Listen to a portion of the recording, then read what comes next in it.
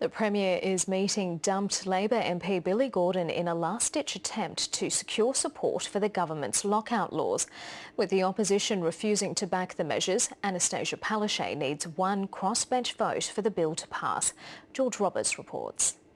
As they prepare for Parliament this week, Cabinet ministers are looking for wiggle room. My one-year-old, nearly 2, is obsessed with the Wiggles. Getting crossbenchers on side can be much harder. We're working hard to convince every single MP that these laws are the right thing to do. For its part, the opposition's staying opposed. So negotiations are still focusing on the 3 crossbenchers. I'm of the majority of Queenslanders that don't want this type of violence on our streets, but I don't want to pass the legislation into law that I don't think deals with the issue. He can't imagine anything the Premier could do to sway his vote and says the legislation is full of holes. You know, you wouldn't want to send your child out into the ocean on a leaky boat, and this policy is a leaky boat. That leaves it to the Katter Party MPs. It's going to go down to the wire.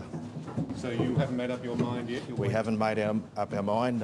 Lobbyists campaigning against alcohol-related violence have been here at Parliament today trying to convince MPs to support the legislation. As far as her negotiations go, the Premier won't say if she's got the numbers yet. Look, we've had very constructive discussions today with both Shane Knuth and Robbie Katter. Previously opposed government MP Rob Pyne now feels a moral obligation. Unfortunately, I feel I'm forced to support these lockout laws because at the end of the day I don't know how I could look in the mirror next time some young person's not going to make it home because they've been assaulted at 4 a.m. in the morning by someone who's drunk. It's not her own people that the Premier needs to convince. George Roberts, ABC News, State Parliament.